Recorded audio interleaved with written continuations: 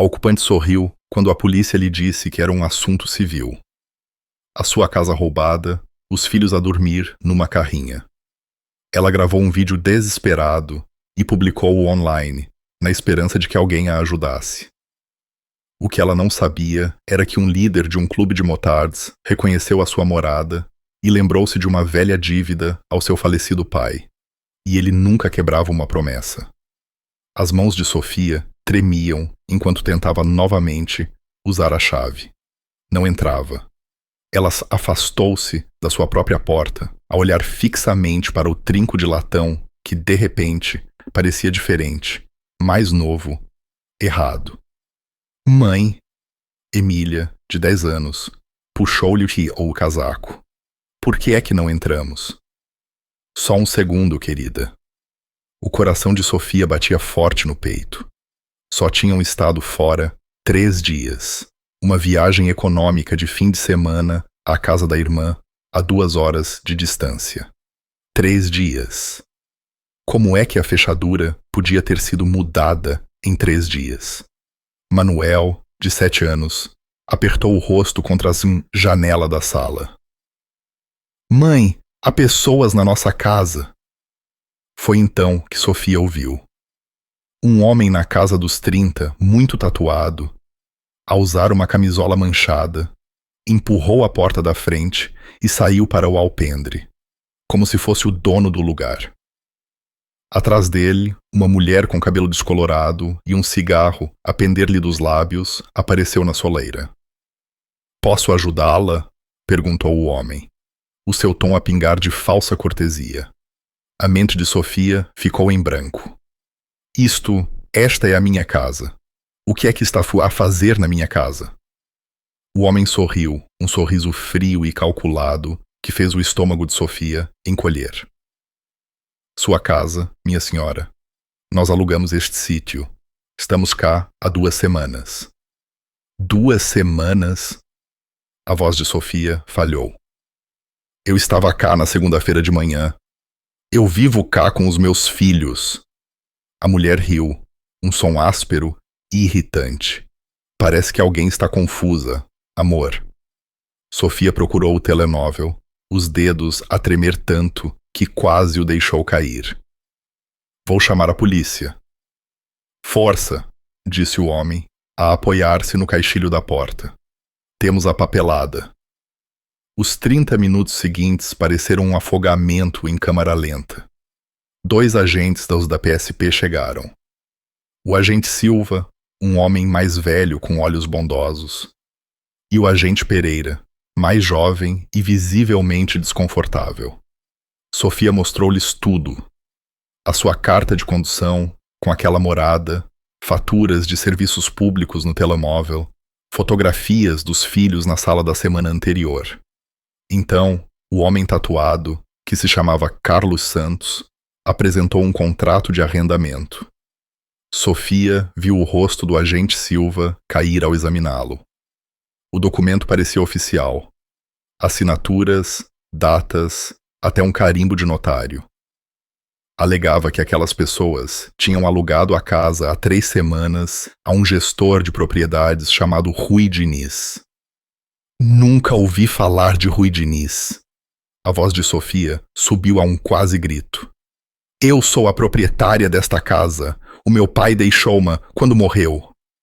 Minha senhora, eu acredito em si, disse Silva calmamente, e Sofia conseguiu ouvir a impotência na sua voz. Mas legalmente, isto agora é um assunto civil. Eles têm um contrato. É falso. Eu sei, mas não podemos determinar isso no local. Vai ter de recorrer aos tribunais, obter uma ação de despejo. Ação de despejo? Eu tenho de despejar pessoas da minha própria casa? O agente Pereira mexeu-se, desconfortável. As leis são complicadas, com situações de ocupação ilegal. Se eles tiverem qualquer documentação que alegue residência, mesmo que fraudulenta, não podemos removê-los fisicamente sem uma ordem judicial.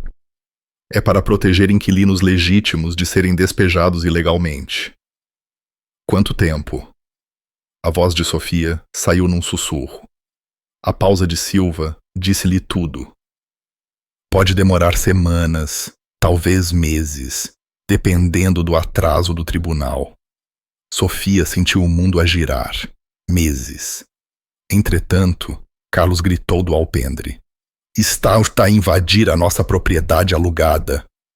É melhor sair antes que chamemos a polícia. A mulher, Tânia, cacarejou. Emília começou a chorar. Manuel abraçou a irmã. Sofia queria gritar, lutar, arrastar aquelas pessoas pelos cabelos, mas as expressões dos agentes disseram-lhe que isso só a levaria à prisão a ela, e não a eles. Vamos, miúdos, sussurrou ela, com a voz vazia. Quando se virou para sair, Carlos gritou. Ah, e senhora, as suas coisas estão no jardim lateral. Não queríamos entulho na nossa casa. Sofia dobrou a esquina e parou de repente. Sacos de lixo. Pelo menos uma dúzia de sacos de lixo pretos rasgados. Os pertences da sua família estavam espalhados pela relva como lixo. A colcha da avó pisada na terra. Os projetos de arte de Emília rasgados e espalhados. As fotografias militares do pai dobradas e enlameadas. Emília viu os sacos e começou a soluçar ainda mais. Os meus peluches! Sofia caiu de joelhos e começou a apanhar o que podia, a empurrar os objetos de volta para os sacos, as lágrimas a escorrerem-lhe pelo rosto. Os agentes ajudaram em silêncio, os maxilares cerrados com raiva contida. Vizinhos observavam das janelas. A senhora Ribeiro, do lado, saiu, com o horror estampado no rosto. Sofia, o que está a acontecer? Ocupantes ilegais, disse o agente Silva calmamente, com papéis falsos. Não podem fazer nada? Sem uma ordem judicial, não.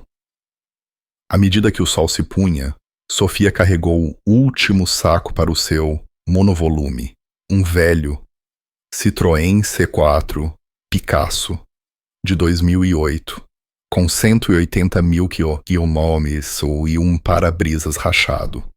Tudo o que possuíam estava agora amontoado num único veículo. Para onde vamos, mamã? Perguntou Manuel, com a voz baixinha. Sofia olhou para sua casa, a casa do pai, o lugar onde tinha crescido, onde tinha trazido os seus 2 bebés do hospital, e viu estranhos a moverem-se por trás das cortinas. As cortinas dela. Vamos descobrir, meu amor. Ela tentou parecer confiante, mas a voz tremeu-lhe. Naquela noite, estacionadas a 3 quarteirões de distância, debaixo de um candeeiro de rua avariado, Sofia estava sentada, no banco do condutor, enquanto os filhos dormiam atrás. Emília agarrava um coelho de peluche sujo que tinham resgatado. Manuel usava o casaco como almofada. O ecrã do telemóvel iluminou o rosto manchado de lágrimas de Sofia enquanto abria o Facebook. As mãos ainda a tremer. Começou a gravar um vídeo. Olá, eu sou a Sofia Matos e hoje alguém roubou a minha casa. A voz falhou-lhe, mas ela continuou. Contou a história de forma hesitante, emocionada, mostrando os sacos de lixo no banco de trás e apontando para os filhos a dormir. Explicou que a polícia não podia ajudar, que os ocupantes tinham papéis falsos e que ela poderia não recuperar a casa durante meses. Não sei o que fazer, sussurrou ela para a câmara. Se alguém conhecer um advogado barato ou tiver algum conselho, peço desculpa, estou completamente perdida. Publicou o vídeo no Fórum Comunitário de Setúbal, um grupo local do Facebook com talvez 3.000 membros, e pousou o telemóvel. Em minutos, começaram a surgir comentários. Isto é ultrajante, partilhando por todo o lado. Aquelas pessoas deviam estar na prisão. Conheço um advogado. Mando MP. Sofia observava, dormente, o número de partilhas subir. 47, 89, 143. Ela não se atrevia a ter esperança. A esperança era perigosa agora. Exausta, reclinou o assento e fechou os olhos, ao ouvir a respiração suave dos filhos. Ela não sabia que, a 150 quilômetros de distância, num clube degradado que cheirava a óleo de motor e couro, um homem chamado Francisco estava prestes a ver o seu vídeo. Ela não sabia que o pai dela tinha salvo a vida daquele homem. E definitivamente não sabia que, ao nascer do sol, tudo estava prestes a mudar. Sofia acordou com o telemóvel a vibrar violentamente. Por um momento, esqueceu-se onde estava. Depois, o assento apertado do condutor, a dor no pescoço e a realidade do seu quarto de carrinha voltaram com força. O ecrã do telemóvel mostrava 247 e 247 notificações. Sofia sentou-se, o coração a acelerar. Abriu o Facebook e ofegou. O seu vídeo tinha sido partilhado 3.872 vezes e a secção de comentários tinha explodido em centenas de mensagens. Algumas de apoio, outras céticas, outras zangadas com o sistema, outras a discutir os direitos dos ocupantes versus os direitos de propriedade. Mas todos estavam a falar sobre o assunto. Isto aconteceu à minha tia no ano passado. Custou-lhe 8.000 euros em custas judiciais. Como é que isto é legal? Isto é literalmente uma invasão de domicílio. O meu primo é jornalista no Canal 7. Vou enviar-lhe isto agora. Advogado aqui. Mandem MP. Posso ajudar pro bono. As mãos de Sofia tremiam enquanto ela percorria o ecrã. O vídeo tinha saltado do seu pequeno grupo comunitário para fóruns de todo o distrito e depois para várias páginas de notícias locais. Alguém o tinha publicado num fórum de aconselhamento jurídico. Outra pessoa partilhou numa página de defesa dos direitos das vítimas. Ela verificou o banco de trás. Emília e Manuel ainda dormiam, enroscados debaixo do seu casaco velho. Pelo menos estavam a descansar um pouco. O seu telemóvel vibrou com uma mensagem direta. Luísa Santos. Sofia, sou produtora no canal de Notícias 12. Estaria disposta a dar uma entrevista amanhã? Esta história precisa de atenção. As pessoas precisam de saber que isto está a acontecer. Antes que Sofia pudesse responder, outra mensagem surgiu. Joana Paiva. Associação de Apoio Jurídico. Vi o seu vídeo. Lidamos com casos de deslocamento habitacional. Venha ao nosso escritório às 9h. Rua Central, Emis no Ouro 411. Traga toda a documentação que tiver. Não perca a esperança. Sofia sentiu as lágrimas a voltarem. Mas desta vez não eram apenas de desespero. As pessoas importavam-se. Estranhos estavam a tentar ajudar. Ela tirou screenshots de tudo, a guardar todas as ofertas, todos os contactos. Depois, viu um comentário que a fez parar. Ricardo Costa. Onde é isto? Qual é a morada? A foto de perfil mostrava um homem barbudo, de óculos de sol, ao lado de um motociclo. Sofia quase ignorou. Provavelmente apenas alguém curioso, mas algo a fez clicar no perfil. A página estava cheia de fotos de motociclos, fotos de encontros e fotos de grupo de homens e mulheres de aspecto duro com coletes de couro. A sua foto de capa mostrava pelo menos 50 motos alinhadas com um banner. Falcões de Ferro MC. Capítulo Setúbal. Falcões de Ferro. O nome agitou algo na memória de Sofia, algo de anos atrás, algo que o pai tinha mencionado, mas a exaustão tornava os seus pensamentos confusos. Não conseguia identificar. Ela ignorou o outro comentário e continuou a percorrer o ecrã. Mais mensagens inundaram o telemóvel. Uma mulher ofereceu-lhe o seu quarto de hóspedes por uma semana. Um homem que possuía uma empresa de armazenamento disse que ela podia guardar os seus pertences gratuitamente. Alguém tinha iniciado uma angariação, GoFundMe, sem pedir permissão. Já tinha angariado 340 euros. Sofia cobriu a boca, a suprimir um soluço que poderia acordar os filhos. Às 3h15 da manhã, incapaz de dormir apesar da exaustão, ela gravou um segundo vídeo. Eu só quero dizer obrigada, sussurrou, com o rosto perto do ecrã do telemóvel. Eu não estava à espera. Pensei que talvez algumas pessoas vissem isto e dessem conselhos, mas vocês estão todos a ser tão bondosos. Limpou os olhos. Tenho uma reunião com o apoio jurídico amanhã de manhã. Vou lutar por isto, pelos meus filhos, pelo meu pai. Ele deixou-me esta casa e aquelas pessoas não têm o direito de a ter. A sua voz endureceu ligeiramente. E para as pessoas que dizem que eu devia simplesmente seguir em frente ou encontrar um novo lugar, isto não é apenas sobre uma casa. É sobre justiça.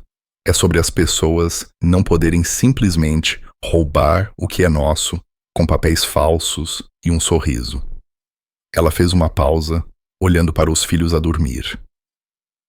O meu pai sempre me disse: pessoas boas ainda existem. Elas aparecem quando mais precisas delas. Estou a começar a acreditar que ele tinha razão. Ela publicou o vídeo e finalmente se permitiu fechar os olhos. Do outro lado da cidade, num edifício de blocos, de cimento, com motociclos estacionados em filas arrumadas no exterior, Francisco Malheiro, o Chico, via o segundo vídeo de Sofia pela terceira vez. Estava acordado desde que o Ricardo lhe tinha enviado o link para o chat de grupo do clube, há 2 horas. Agora, sentado à longa mesa de madeira, onde os falcões de ferro realizavam as suas reuniões, Chico olhou para a morada que Sofia tinha mencionado nos comentários. Rua do Carvalho, Eneno 1247. Ele conhecia aquela casa. Francisco levantou-se e caminhou até uma prateleira poeirenta no canto, puxando um álbum de fotografias que o clube guardava, memórias ao longo dos anos. Folheou as páginas até encontrar. Dezembro de 2008. A foto mostrava um Francisco mais jovem e 11 outros motards, cobertos de neve, parados na garagem de alguém. Estavam a sorrir, a segurar canecas de café com um aspecto exausto, mas vivos. Atrás deles, via-se um pouco da casa, e no fundo, um homem de uniforme militar estava sorridente. O pai de Sofia, João Matos. Francisco lembrava-se daquela noite como se fosse ontem. Tinham sido apanhados numa tempestade de neve inesperada a voltar de um passeio de Natal solidário. As temperaturas caíram para níveis mortais, cerca de 9 graus. Todos os hotéis estavam cheios.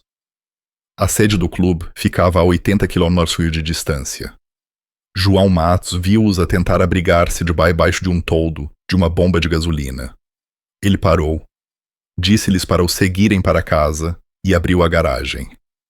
Deu-lhes comida quente, cobertores e provavelmente salvou 3 rapazes da hipotermia.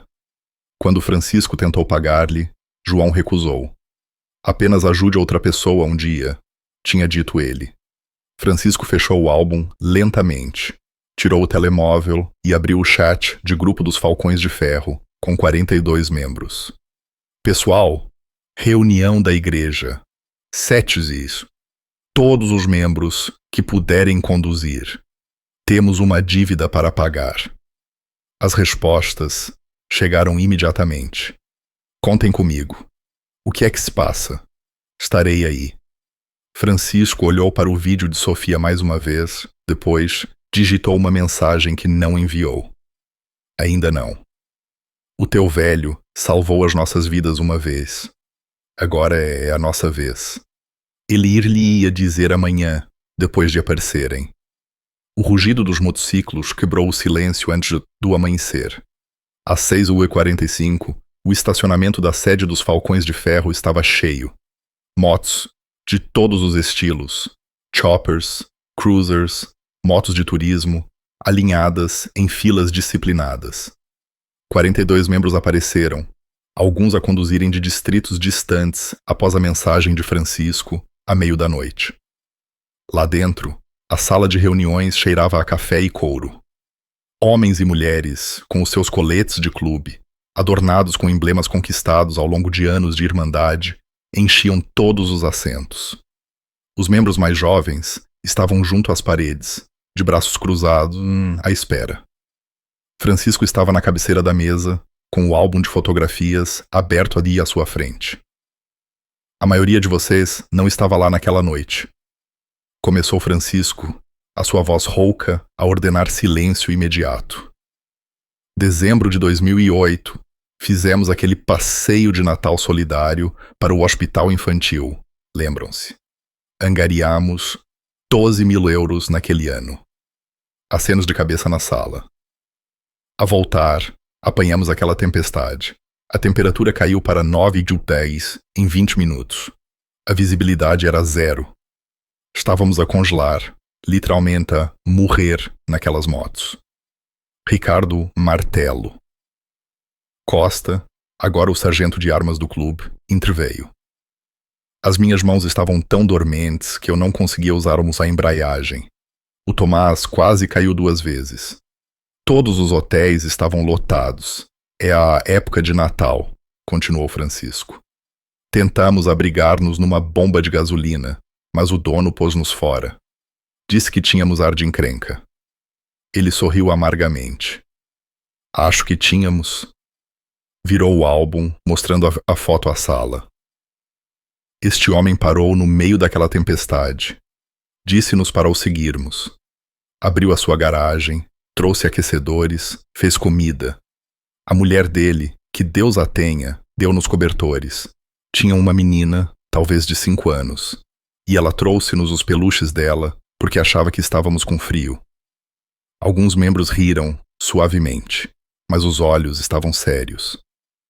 Esse homem era João Matos, ex-militar, empreiteiro, pai solteiro, depois da morte da mulher. O maxilar de Francisco apertou-se. Ele salvou as nossas vidas. Eu disse-lhe que lhe devíamos uma. Ele disse, apenas ajude outra pessoa um dia. Francisco fechou o álbum. O João morreu há 4 anos. Ataque cardíaco. Deixou tudo à filha. Tirou o telemóvel e reproduziu o vídeo de Sofia. A sala assistiu em silêncio absoluto. Quando a voz de Sofia falhou ao falar sobre os filhos a dormir na carrinha, vários membros mexeram-se, desconfortáveis. Quando o vídeo mostrou os sacos de lixo com os pertences da família, alguém murmurou um palavrão. Francisco deixou o vídeo acabar antes de falar.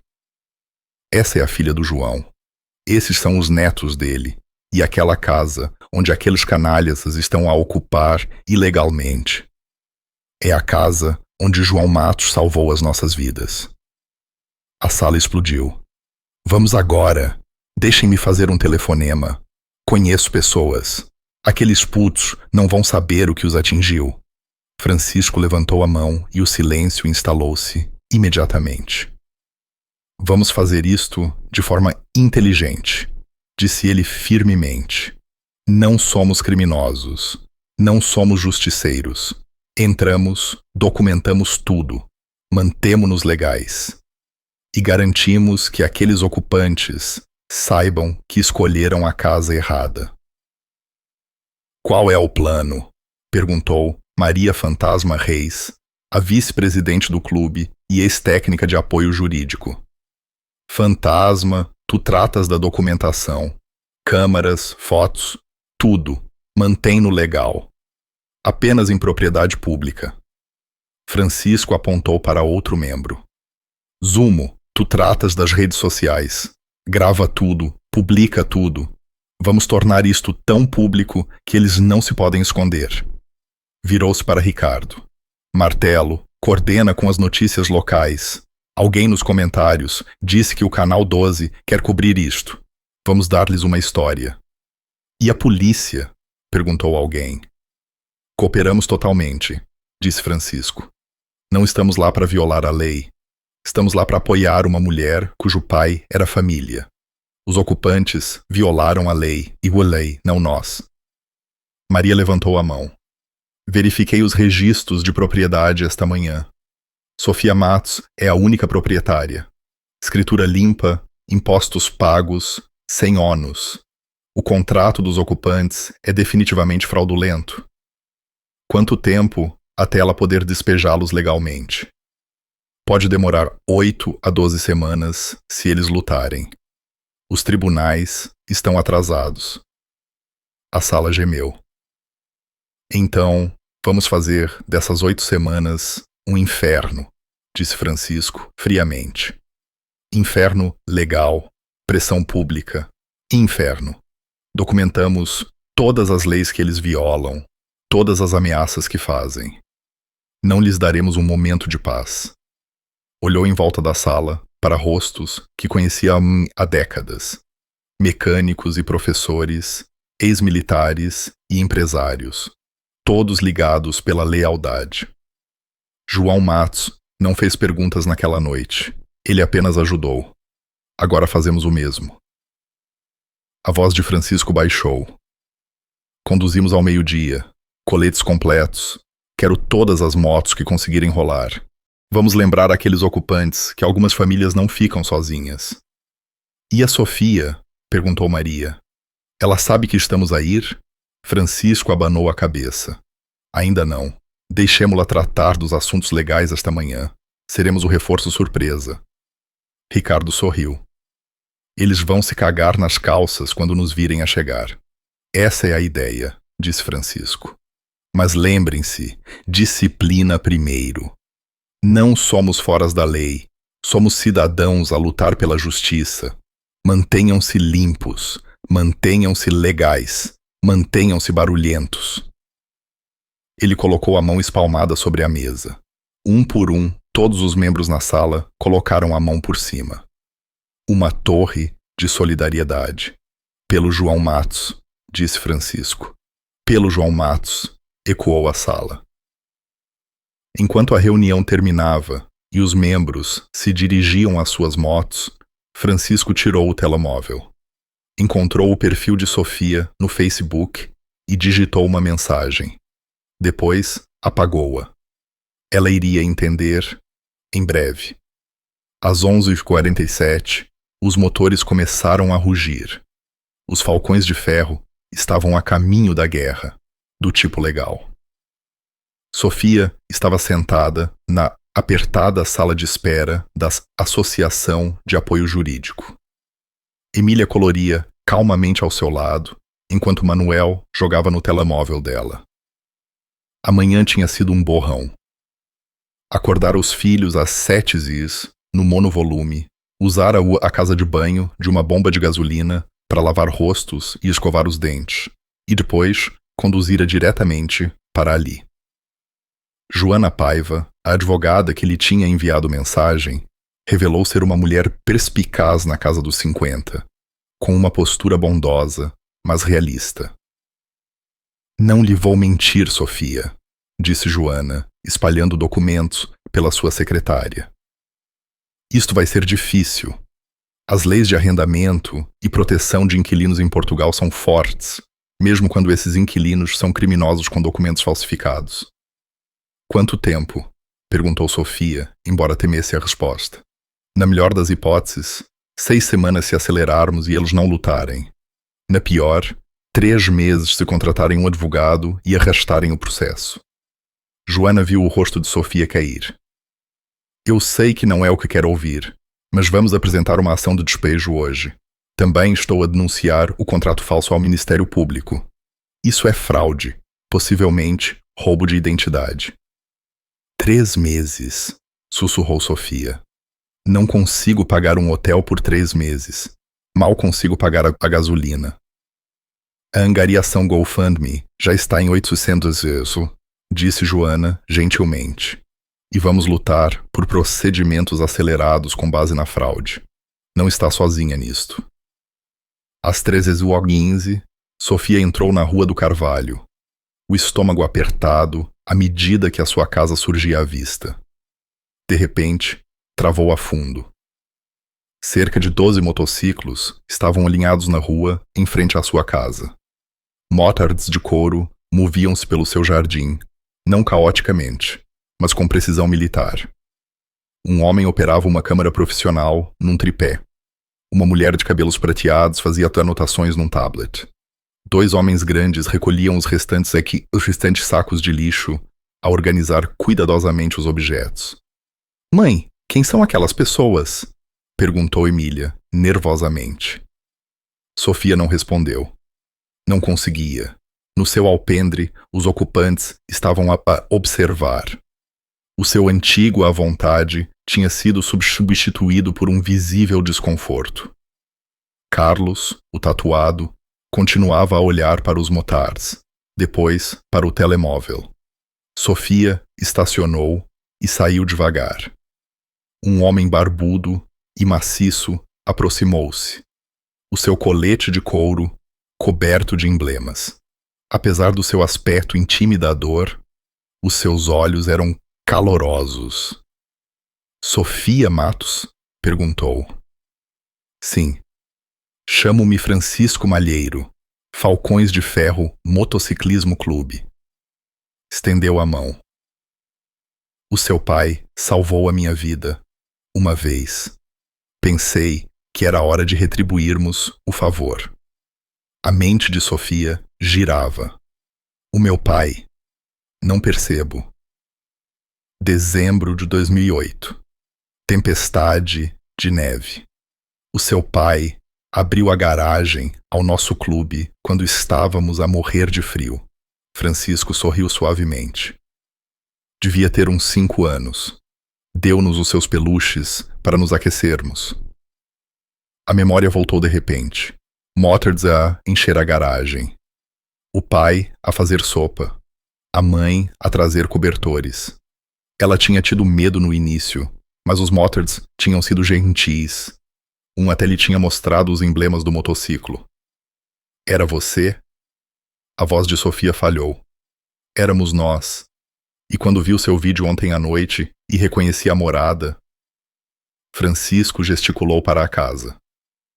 O seu pai disse-me uma vez: apenas ajude outra pessoa um dia. Bem, hoje é esse dia. As lágrimas encheram os olhos de Sofia. Mas o que podem fazer? A polícia disse. Sabemos o que a polícia disse. Não estamos aqui para violar a lei. Francisco virou-se e Sofia viu a operação organizada a decorrer na sua propriedade. Estamos aqui para documentar, para testemunhar e para garantir que estes ocupantes saibam que estão a ser observados. Cada movimento que fazem, cada lei que violam, estamos a gravar. Uma mulher aproximou-se, a de cabelos prateados. Sofia, sou Maria, ex-técnica de apoio jurídico. Estive a documentar tudo o que fizeram à sua propriedade, despejo ilegal, danos materiais, potencial roubo.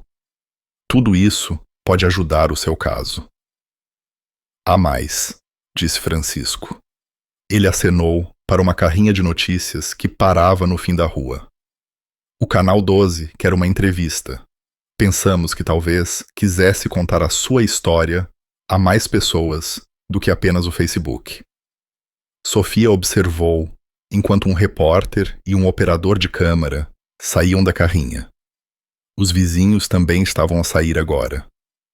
A senhora Ribeiro, o Soares, o velho senhor Vasconcelos, que nunca saía de casa. No alpendre, o rosto de Carlos Santos empalideceu. Ele tirou o telemóvel a discutir com alguém num sussurro áspero. Eles estão com medo, disse Sofia, quase a rir de incredulidade. Deviam estar, disse Ricardo Costa, a aproximar-se com um tablet. Nós identificamo-los. Carlos Santos, procurado por fraude. A namorada, Tânia Souza, 2 mandados de captura pendentes. O outro indivíduo, lá dentro, Diogo Marques, agressor sexual registrado a viver a menos de 500 metros de uma escola. Ele mostrou o ecrã a Sofia. Tudo informação pública. Tudo a ir para o Ministério Público. As mãos de Sofia tremiam. Não de medo, desta vez, mas de outra coisa. Esperança misturada com raiva, misturada com gratidão. Por que é que estão a fazer isto? Sussurrou ela. Nem me conhecem. A expressão de Francisco ficou séria. O seu pai também não nos conhecia. Não importava. Ele viu pessoas que precisavam de ajuda e ajudou. É isso que as pessoas boas fazem. Ele gesticulou para uma crescente multidão de motards, vizinhos e equipas de notícias. Além disso, a sua família, só que ainda não o sabia. Emília puxou a mão de Sofia. Mãe, os motards são bons? Sofia olhou para Francisco, para Maria, para os falcões de ferro, a recolherem cuidadosamente os pertences da sua família da lama, a tratar cada item como se fosse importante. Sim, meu amor, disse Sofia, limpando os olhos. São os melhores.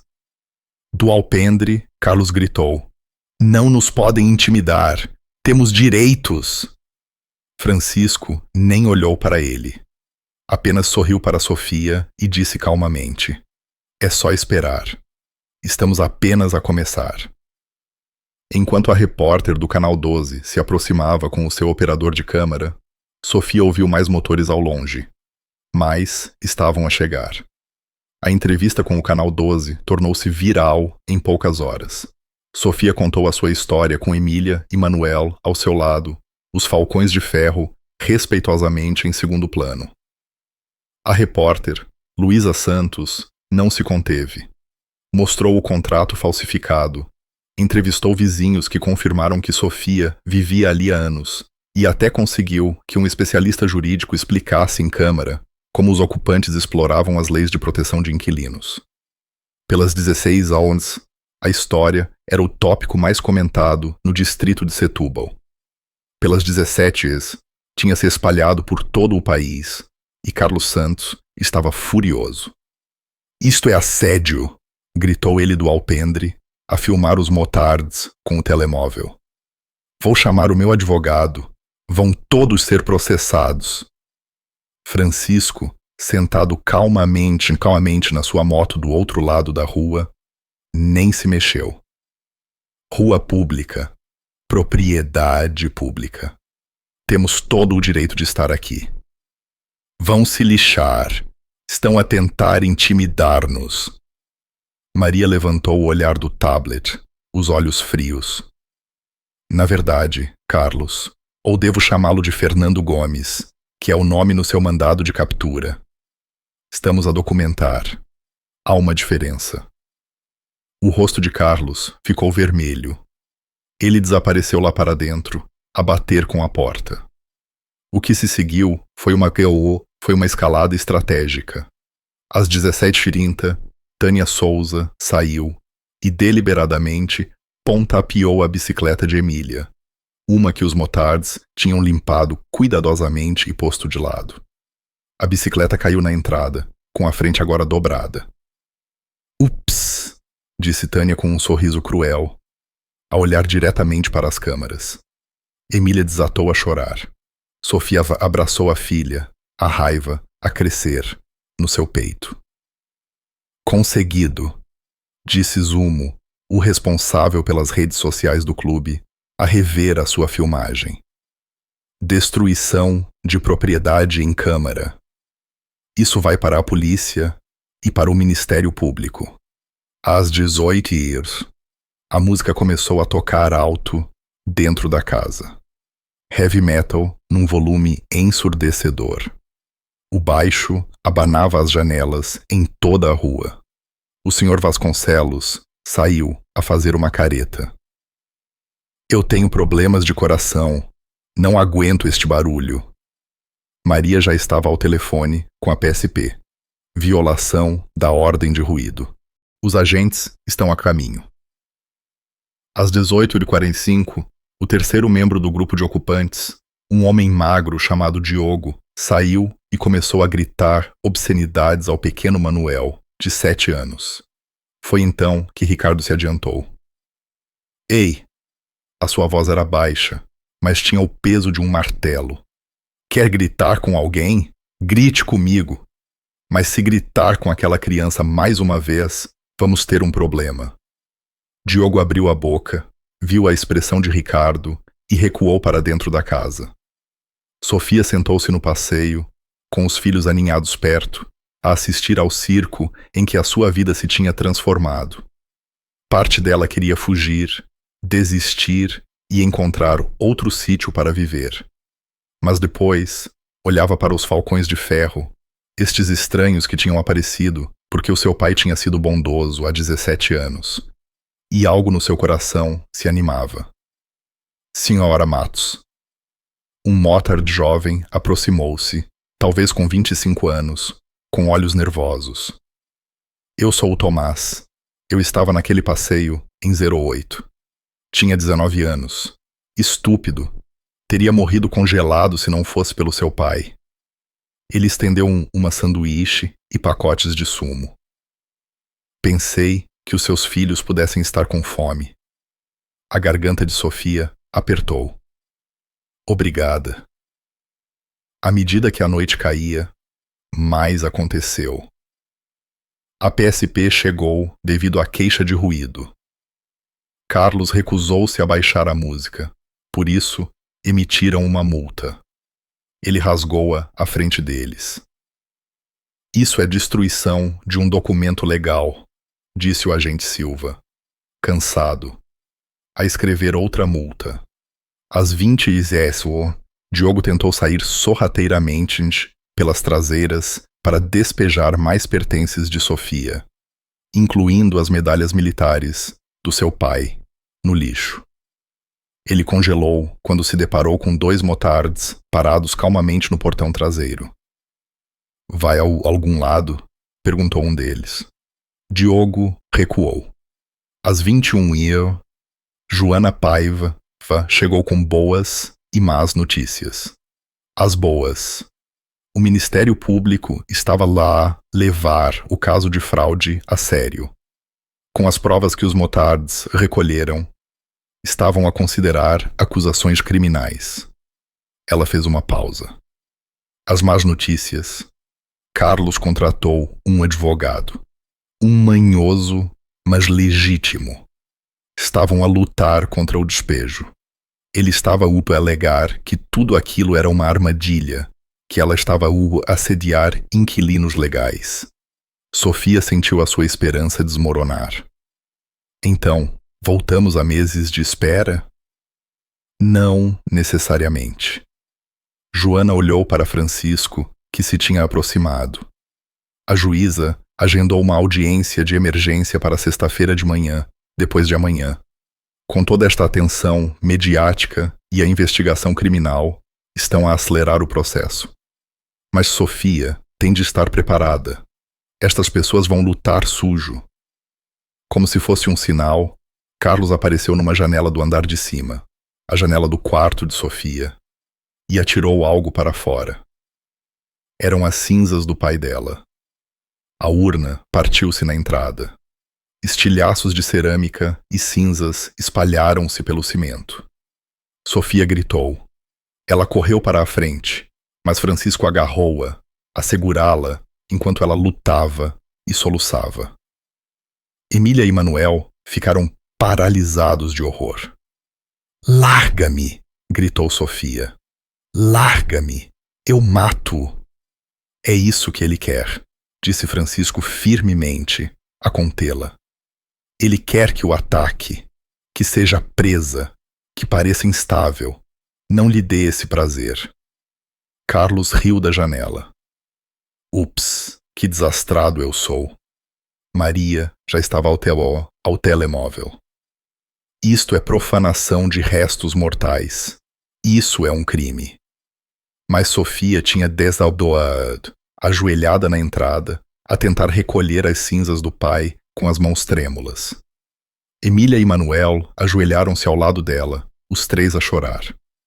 Os falcões de ferro formaram um círculo protetor à volta deles, a protegê-los da vista, enquanto as câmaras de notícias filmavam.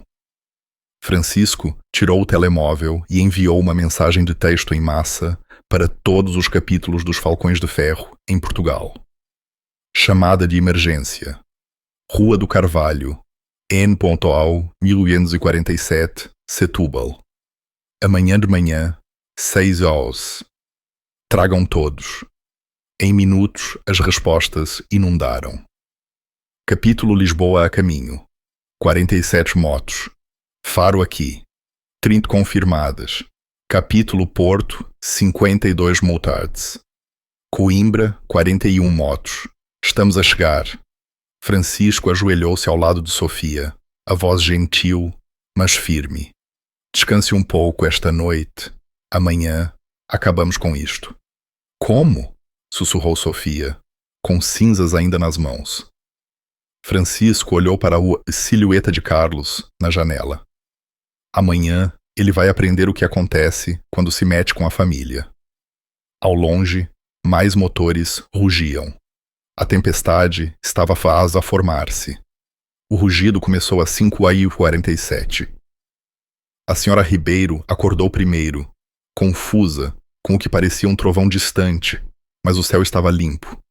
Depois, as suas janelas começaram a vibrar.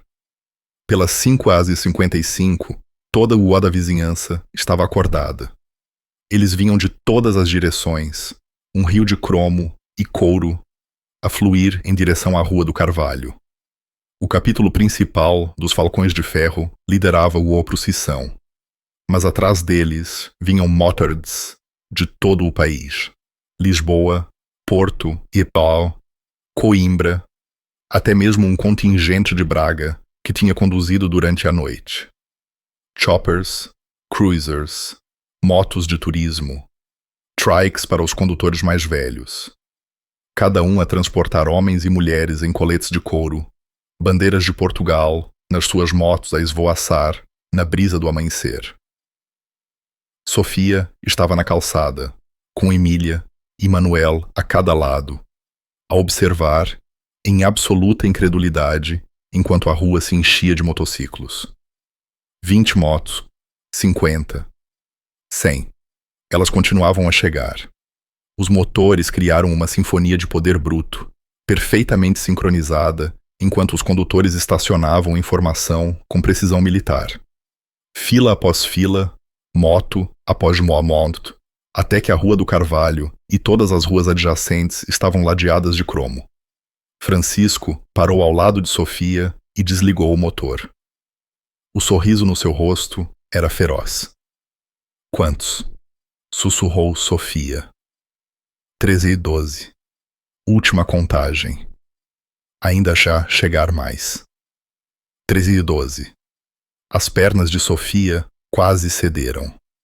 Dentro da casa, Carlos Santos espreitou pelas cortinas, o rosto sem cor. Tânia estava atrás dele, o seu antigo à vontade completamente desaparecido. Que merda é esta? A voz de Diogo falhou. Que raio é esta merda? Os motards começaram a desmontar. Não caoticamente. Isto estava organizado. Ex-militares moveram-se para a rua à frente a transportar bandeiras de Portugal. Mulheres formaram uma linha secundária. Equipas de câmara de todos os principais canais de notícias em Setúbal e Lisboa montaram equipamento, os seus repórteres já a fazerem diretos. Aqui a Luísa Santos a reportar de Setúbal, onde uma cena extraordinária está a desenrolar-se. Centenas de motards de todo o país chegaram para apoiar Sofia Matos, a mãe solteira cuja casa foi ocupada ilegalmente há 3 dias. Francisco levantou a mão e a multidão ficou em silêncio. 300 pessoas em silêncio absoluto. Ele subiu para a caixa de uma carrinha de caixa aberta que alguém tinha posicionado em frente à casa de Sofia. O meu nome é Francisco Malheiro, presidente do Falcões de Ferro, Motociclismo Clube. A sua voz propagou-se pela rua. Estamos aqui porque, há 17 anos, o homem que era dono desta casa salvou as nossas vidas. João Matos era militar, um patriota e um homem bom que ajudava as pessoas sem fazer perguntas. A multidão murmurou em concordância. A filha dele, Sofia, herdou esta casa legalmente. Ela é a proprietária. Ela paga os impostos. Ela criou os filhos dela aqui. A voz de Francisco endureceu. Há 3 dias, criminosos com documentos falsificados roubaram a casa dela. Atiraram os pertences dos filhos dela para o lixo. Destruíram heranças de família. Ontem à noite, atiraram as cinzas do pai dela para a entrada, como lixo. Gritos de raiva irromperam da multidão. Não estamos aqui para a violência, continuou Francisco a levantar as mãos. Estamos aqui pela justiça, justiça legal. Estamos aqui para mostrar a estes ocupantes e a qualquer outra pessoa que pense que pode explorar o sistema, que algumas famílias não ficam sozinhas. A multidão rugiu em aprovação, o som ensurdecedor. Maria adiantou-se com um megafone, o seu treino de técnica de apoio jurídico em exibição total. Documentamos 23 violações separadas nas últimas 18 horas, anunciou ela. Destruição de propriedade, ordens de ruído, ameaçar um menor, profanação de restos mortais, despejo ilegal, tudo fotografado, gravado e submetido ao Ministério Público. Outro rugido da multidão. Canal 7 Notícias, aqui. Um repórter abriu caminho. Dona Matos, pode dizer-nos o que isto significa para si? Sofia, sobrecarregada, mal conseguia falar. Estas pessoas, o meu pai teria tanto orgulho. Emília puxou a manga da mãe. Mãe, olha! Todos os Moradzes tinham tirado os óculos de sol. 300 rostos a olhar diretamente para a casa, expressões duras como pedra. Foi a coisa mais intimidante que Sofia alguma vez viu. E eles estavam do lado dela. Dentro da casa, o pânico tinha se instalado. Temos de ir embora, disse Tânia, freneticamente, a enfiar roupas num saco. Carlos, temos de ir embora agora. Cala-te, deixa-me pensar. As mãos de Carlos tremiam enquanto ligava para o seu advogado. A chamada foi para o correio de voz. Ele tentou novamente. Correio de voz. Diogo espreitou pela janela traseira. Há motards no beco também. Eles cercaram-nos. Eles não podem fazer isso. Isso é ilegal. Estão em propriedade pública, disse Diogo com a voz vazia. Não estão a fazer nada de ilegal. Estão só parados ali. Às 6h30, o agente Silva chegou com 6 carros, patrulha adicionais. O coração de Sofia encolheu. Iriam mandar os motards embora? Mas Silva caminhou diretamente para Francisco. Recebemos uma chamada sobre um distúrbio, disse Silva. Nenhum distúrbio, agente. Apenas cidadãos preocupados a exercer os seus direitos de liberdade de expressão e reunião em propriedade pública. Silva olhou para o mar de motards, depois para a casa e de volta para Francisco. Um sorriso surgiu nos seus lábios. Continuem então. Mantenham a paz. Não faríamos de outra forma. Enquanto Silva voltava para o carro, ele parou ao lado de Sofia. O Ministério Público ligou-me esta manhã. A audiência de despejo de emergência é às 10h. A juíza Costa não tolera fraudes. É melhor estar lá. O coração de Sofia deu um salto. 10h. Faltavam 3h30. Silva terminou.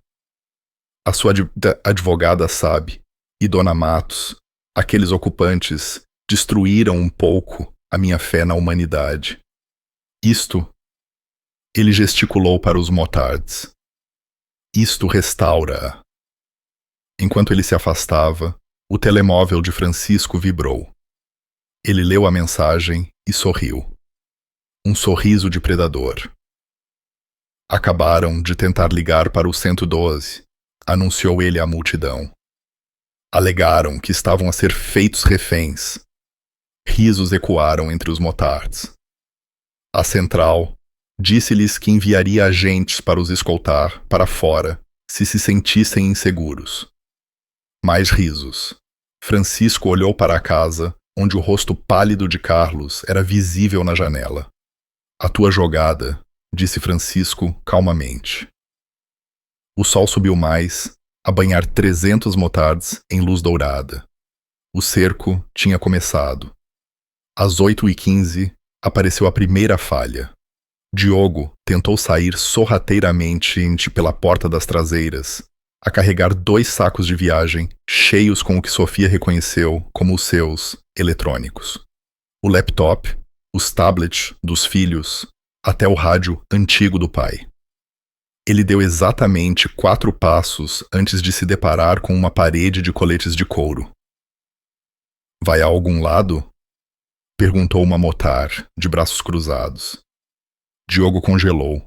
Atrás dela estavam pelo menos mais 30 montards, todos a observá-lo, com expressões que podiam cortar vidro. E eu estou só a ir embora. Isso é legal, certo? Posso ir. Claro que pode, disse Francisco, a aparecer do lado do jardim. Mas esses sacos, esses não lhe pertencem. Maria apareceu com o tablet. Aquilo é um MacBook Pro. Número de série visível nas nossas fotografias de há 3 dias, quando despejaram os pertences de Sofia. Aquele tablet tem um autocolante de identificação da escola. Aquele rádio é um item militar de 1987. Quer tentar de novo? O rosto de Diogo ficou branco. Ele largou os sacos e correu de volta para dentro da casa. A multidão irrompeu em risos e aplausos. Às 8h45, a pressão estava a tornar-se insuportável. Helicópteros de notícias circulavam no alto. Todos os grandes canais de televisão estavam a cobrir a história em direto. A rua tinha se tornado um circo medecidio.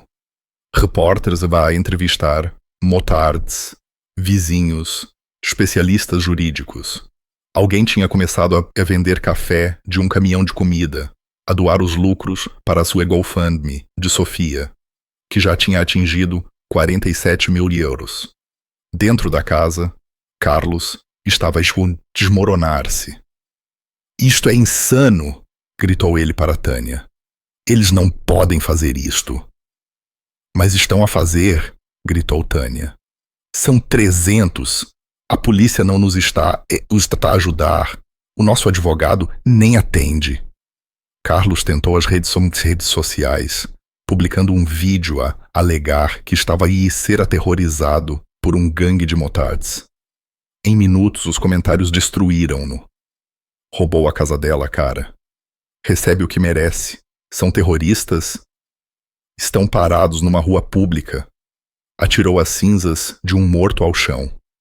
Aqueles motards incluem professores, ex-militares e enfermeiros. Tente outra vez. Carlos apagou o vídeo, mas as screenshots já se tinham espalhado por todo o lado. Às 9h30, Joana Paiva chegou para Sofia. A audiência é daqui a 30 minutos. Tem de estar lá. Ela olhou para os motards reunidos. E talvez traga alguns amigos. Francisco acenou. Martelo, Fantasma, Tomás, vocês vão com a Sofia. O resto, mantenham a linha.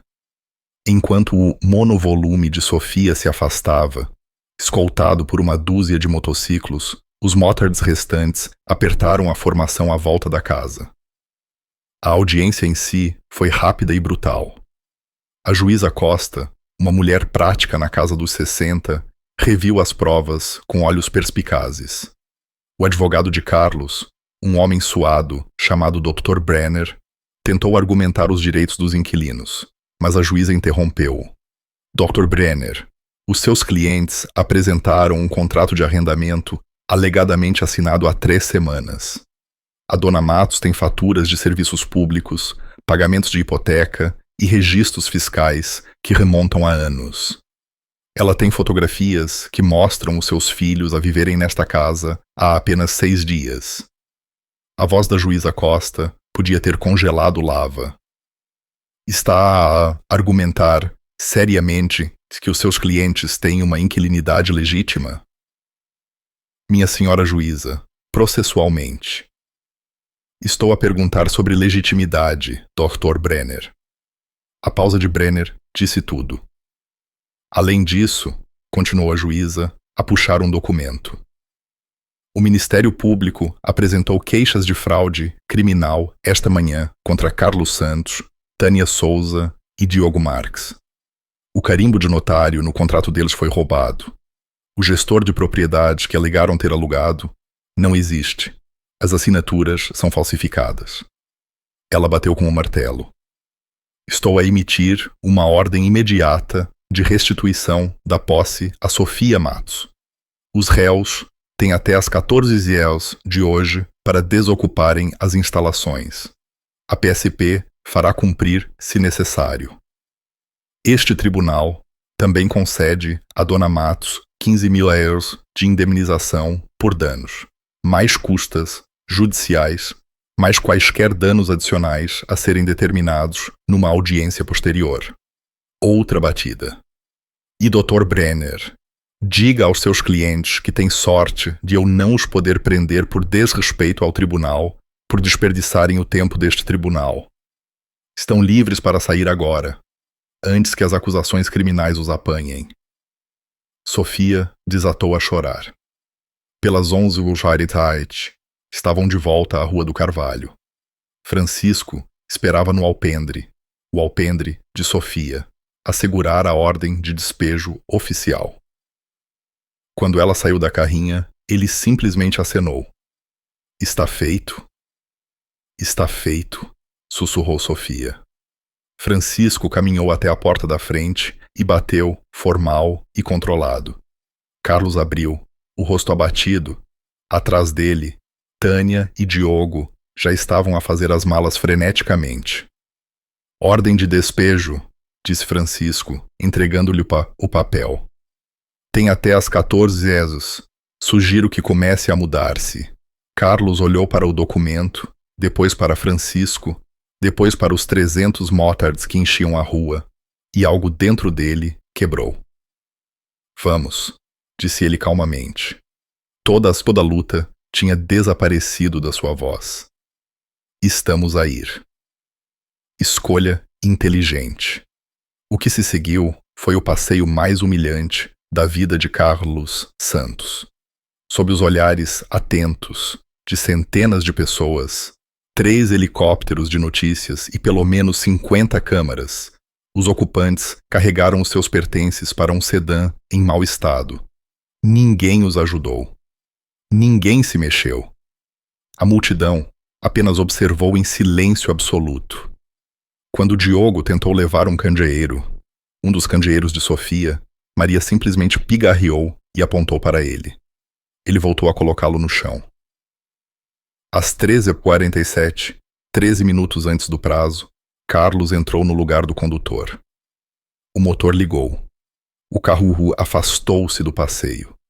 E enquanto desaparecia pela rua, 300 motards irromperam em aplausos, buzinas e triunfantes acelerações de motor que abalaram toda a vizinhança. Sofia estava na sua entrada, as chaves na mão, chaves novas, trocadas por um serralheiro que doou seus serviços, e olhou para sua porta da frente. A sua casa. Francisco aproximou-se, calmamente. Pronta. Sofia olhou para ele, as lágrimas a escorrerem-lhe pelo rosto. Vamos para casa. A mão de Sofia tremeu ao deslizar a chave nova na fechadura. Encaixou perfeitamente. A porta abriu-se e ela entrou na sua casa pela primeira vez em 3 dias. Emília e Manuel correram por ela, a gritar de alegria enquanto passavam pelos quartos, a reclamar o seu espaço. Mas Sofia ficou paralisada na porta a absorver a cena. A casa era um desastre. Lixo por todo o lado. Paredes riscadas e danificadas. Os seus móveis movidos, partidos ou completamente desaparecidos. A cozinha estava imunda. O seu quarto. Ela nem conseguia olhar para o quarto dela, onde Carlos tinha dormido na sua cama. Sentiu a garganta apertar. Então, A voz de Francisco veio de trás dela. Ainda não acabamos. Ela virou-se para encontrar não apenas Francisco, mas dezenas de falcões de ferro a entrarem pela porta, a carregar produtos de limpeza, caixas de ferramentas, latas de tinta e sacos de lixo. O quê? Pensou que íamos deixar o trabalho a meio? Perguntou Maria, a prender o cabelo para trás. O seu pai deu-nos abrigo. Vamos devolver-lhe o seu, da maneira certa. O que aconteceu a seguir foi algo que Sofia se lembraria para o resto da vida. Os motards transformaram-se numa equipa de restauração. Tomás e mais 3 tiraram todo o lixo, a encher um contentor que tinha misteriosamente aparecido na entrada. Uma mulher chamada Júlia, que se revelou ser uma limpadora profissional, organizou uma equipa de esfregões que atacou a cozinha e as casas de banho com produtos de força industrial. Ricardo e 5 homens musculados repararam a janela partida da sala, a substituir o vidro com perícia. Fiz construção durante 20 anos, explicou Ricardo, a limpar as mãos. Isto não é nada. Francisco trabalhou ele próprio no alpendre da frente, a repintar os corrimões que tinham sido riscados e danificados. Ele trabalhou devagar, cuidadosamente, como se cada pincelada importasse. Pelas 15 rés, a transformação era espantosa. Chão lavado e aspirado, paredes limpas, janelas a brilhar, a cozinha impecável com Maria a organizar a louça de Sofia de volta nos armários. Louça que os motards tinham lavado cuidadosamente depois de a encontrarem enfiada num armário. Um motar chamado Luiz, dono de uma loja de móveis, apareceu com um caminhão. Soube que poderia precisar de um colchão novo, disse ele, a ajudar a transportar uma cama de casal. Não podemos tê-las dormir no que aqueles criminosos tocaram. Sofia tentou protestar o custo, mas Luiz dispensou-a. Já está pago. Considere-o um presente de boas-vindas. No quintal, alguém tinha reparado a vedação. Outro grupo tinha cortado a relva e plantado flores ao longo do caminho. O baloiço de Emília, que tinha sido partido, estava agora arranjado e repintado de um azul alegre. Manuel descobriu que o seu quarto tinha sido completamente restaurado, os seus posters de volta às paredes, os seus livros reorganizados na prateleira, até os seus legos classificados por cor. Ele correu para Sofia, a chorar lágrimas de felicidade. Está perfeito, mãe. Está exatamente como estava. Mas foi Emília que fez Sofia desabar completamente. A menina saiu do quarto a segurar um coelho de peluche, o mesmo sujo da carrinha, exceto que agora estava limpo, costurado onde tinha sido rasgado, com uma pequena fita rosa à volta do pescoço. A senhora Júlia arranjou o senhor Coelhinho, sussurrou Emília, a abraçar o coelho com força. Sofia ajoelhou-se e puxou os 2 filhos para um abraço feroz, a soluçar abertamente. Às 17 horas, enquanto o sol começava a pôr-se, o trabalho estava completo. Francisco encontrou Sofia na antiga oficina do pai, na garagem, a olhar fixamente para as ferramentas que tinham sido devolvidas aos seus devidos lugares. Nas mãos, ela segurava a fotografia do pai no seu uniforme militar. O vidro rachado, mas a foto intacta. Encontrei-a debaixo de uma almofada do sofá, disse Francisco, calmamente. Pensei que a quereria de volta. Eu não sei como vos agradecer, disse Sofia, com a voz embargada. A nenhum de vocês. O que fizeram? O seu pai também não queria agradecimentos, interrompeu Francisco, gentilmente. Ele simplesmente fez o que era certo. Estamos a fazer o mesmo. Ele meteu a mão no colete e tirou-se um pedaço dobrado de couro gasto, um emblema do Passeio dos Falcões de Ferro, de 2008, o daquela noite nevada. O nome do pai dela estava bordado nele. João Matos, Falcão de Ferro Honorário. Fizemos isto para ele naquela altura, mas nunca conseguimos dar-lhe, antes de ele falecer. Francisco estendeu-o. Acho que ele gostaria que ficasse com ele.